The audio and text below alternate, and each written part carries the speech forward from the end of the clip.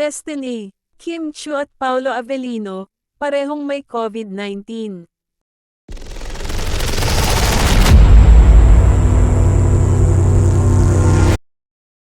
Hindi nakadalaw sa face-to-face media conference sina Paolo Avellino at Kim Chiu para sa teleserye version ng kanilang hit online streaming series na linlang ngayong Lunes, 15 ng Enero, sa Dolphy Theater sa ABS-CBN matapos raw silang magpositibo sa COVID-19.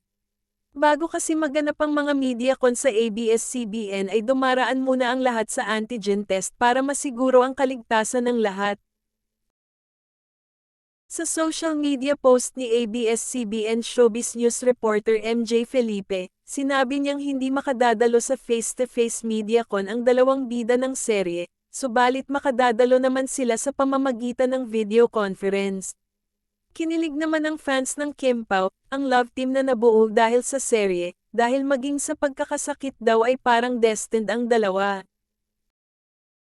Anyway, mapapanood na ang linlang na teleserye version sa Lunes, 22 ng Enero, na nasa ikalawang slot ng ABS-CBN Primetime Bida, pagkatapos ng FPJ Batang Quiapo.